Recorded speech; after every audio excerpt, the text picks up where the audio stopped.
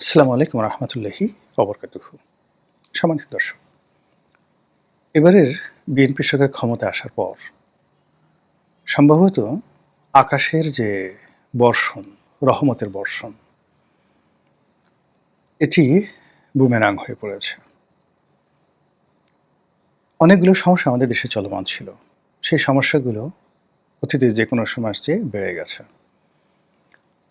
BNP ক্ষমতা গ্রহণ করার সঙ্গে সঙ্গে দেশে এবং দেশের বাইরে অনেকগুলো সমস্যা মারাত্মকভাবে মাথাচাড়া দিয়ে উঠেছে। একই সঙ্গে যে সকল সম্ভাবনা আমাদের দেশে ছিল, সেই সম্ভাবনার দ্বারগুলো যাকে বলা হয় ক্রমশ বন্ধ হয়ে যাচ্ছে। ফলে এই সরকারের পক্ষে দেশ চালানো, পরিস্থিতি সামাল দেওয়া এবং পূর্ণ মেয়াদে অর্থাৎ ৫ বছরের জন্য তারা যে যাকে বলা হয় ক্ষমতা নিয়েছে, এই ৫ বছর পূর্ণ মেয়াদে ক্ষমতা পরিচালনা করা বলতে গেলে একেবারে অসম্ভব হয়ে পড়েছে। যদি আওয়ামী লীগ কিচ্ছু না করে, শুধু ঘরে বসে থাকে, জামাত কিচ্ছু করবে না, শুধুমাত্র তাবলীগ করবে, নামাজ কালাম করবে, হজ করবে, উমরা করবে এবং সংসদে গিয়ে সারাদিন শুধু স্বাধীনতার ঘোষক শহীদ প্রেসিডেন্ট জিয়াউর রহমান তিনিই সব। তার পুত্র জনাব তারেক রহমান সাহেব তিনিই সব। এবং তাকে যদি উত্তর কোরিয়ার প্রেসিডেন্ট বা নেতা কিম জং ইলের মতো দেশের সব মানুষ সমর্থন করতে থাকে, তারপরও যে সমস্যাগুলো দেখা দিয়েছে এর একটা সমস্যাও সমাধান হবে না। পৃথিবীতে এই মিরাকেল কখনো ঘটেনি। যেমন ধরুন, ১ নম্বরে বলছি, আমাদের যে বৈদেশিক ঋণ, এখন এই যে ঋণের পরিমাণ বলা হচ্ছে ২৩ লাখ কোটি টাকা। আবার বলছি, ২৩ লাখ কোটি টাকা। এটা আপনার মনে আছে যে ইউনূস জামানাতে যে বাণিজ্যমন্ত্রী ছিলেন বশির, তিনি এই তথ্যটা দিয়ে গেছিলেন যে শেখ হাসিনার জামানাতে এটা নাকি ২ লক্ষ কোটি টাকা ছিল, এটা ২৩ লক্ষ কোটি টাকা হয়ে গেল। কিভাবে হয়ে গেল এটা আমরা জানি না, কিন্তু ২৩ লক্ষ কোটি টাকা এখন বৈদেশিক ঋণ। এই ঋণের তো একটা কিস্তি দিতে হবে। এখন এটা কি বৈদেশিক ঋণ না দেশি ঋণ? আমরা তো বৈদেশিক ঋণ বলতে জানি ধরেন $১,১২,০০০, মানে $১১২ বিলিয়ন। আমাদের যখন রিজার্ভ তার প্রায় ৩ গুণ আমরা বৈদেশিক ঋণ আছি। তো সেটাকে আপনি মাল্টিপল করেন কত লক্ষ কোটি টাকা হয়। আ যদি আ ৳১১২ করে ধরেন বা ৳১১৩ করে ডলার ধরেন, তাহলে কত আসে? যেটা সরাসরি আসলে বিদেশি ঋণ বিভিন্ন জনের কাছ থেকে নেওয়া হয়েছে সরকারের পক্ষ থেকে।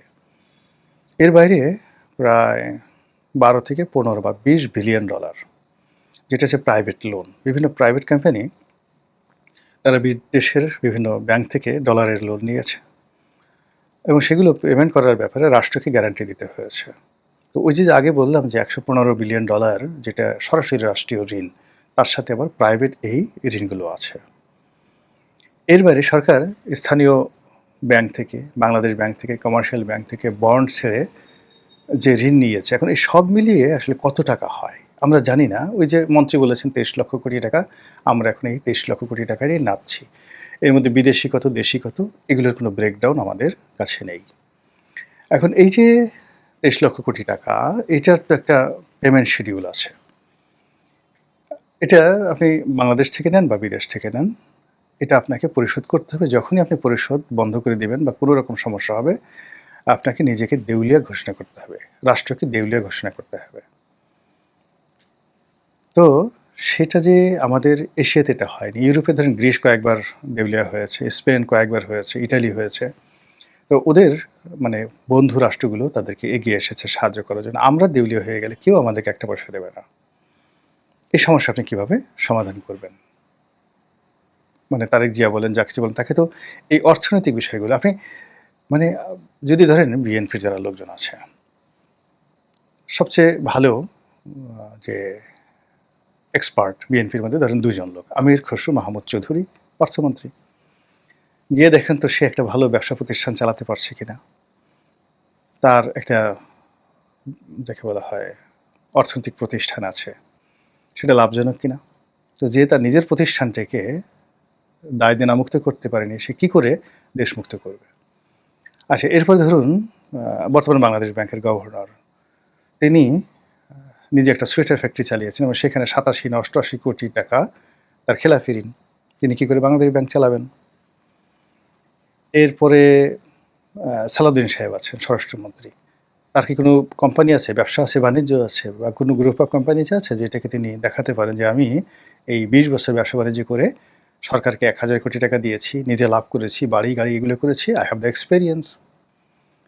ইভেন প্রধানমন্ত্রী, তিনিও তো ব্যবসা শুরু করেছিলেন, ওয়ান কম্পোজিট করেছিলেন, ডান্ডি ডাইং করেছিলেন, তারপরে কোকো সাহেবের নামে যে কোকো লঞ্চ ১, ২, ৩, ৪ করেছেন। একটা প্রজেক্ট ভায়াবল হয়েছে, টিকে আছে, লাভজনক আছে, আপনি দেখান তো।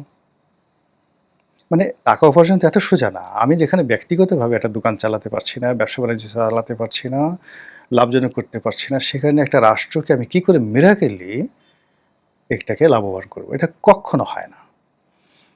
অর্থনীতির একটা ভাষা আছে।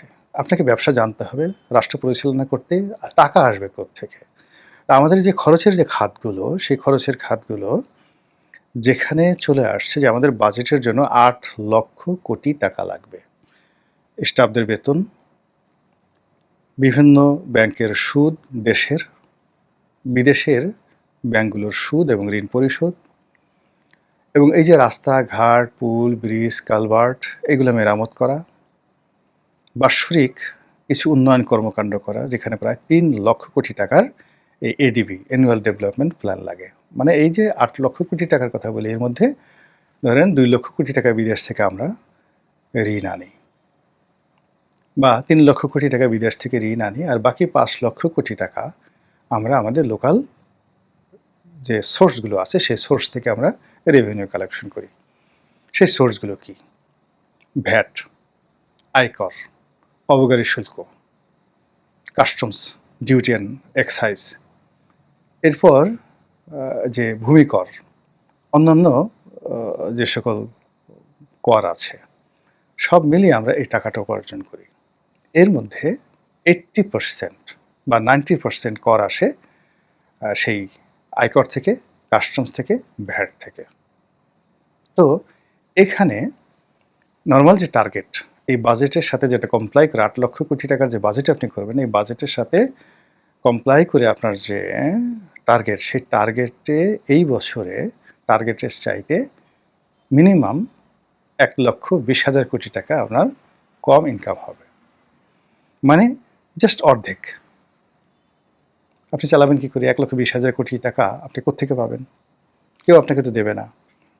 আর আপনি যদি এখন এই কস্ট কার্টেল করতে যান, আজকে যদি সেনাবাহিনীর সব লোকদেরকে বলেন যে তোমাদের বেতন অর্ধেক করে দেওয়া হলো, কোনো ট্রেডিং নাই, পোশাক নাই, কিচ্ছু নাই।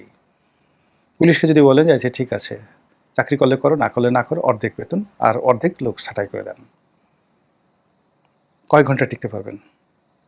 কী অবস্থা চলবে? এখন এই যে ঢাকা চিটাগাং হাইওয়ে আছে, আপনি যদি মেরামত না করেন, মেট্রো রেল মেরামত না করেন, যে জিনিসগুলো রয়েছে কোনো কিছু আপনি না করেন, এডিবি যদি আপনি বাস্তবায়ন না করেন, গ্রামীণ অবকাঠামো অর্থনীতি যদি আপনার চালু না থাকে, কেউ তো আপনার দল করবে না। তো টেন্ডার নাই, টেন্ডারবাজি নাই, টিয়ার নাই, কাবিখা নাই, কোনো কিছু নেই, কেউ রাজনীতিতে আগ্রহী হবে না। ফলে আপনি দেশ চালাবেন কীভাবে বলেন? এটা সম্ভব নয়। আবার এখন দেশের যে অবস্থা, সেই করোনার পর থেকে আজ পর্যন্ত ক্রমান্বয়ে ব্যবসা কমছে, বিদেশে লোক পাঠানো কমে যাচ্ছে, একটার পর একটা শিল্প কলকারখানা বন্ধ হয়ে গেছে। নতুন সেই গত ২ বছরে ৫০ লাখ লোক বেকার হয়ে গেছে, আর ৫০ লাখ নতুন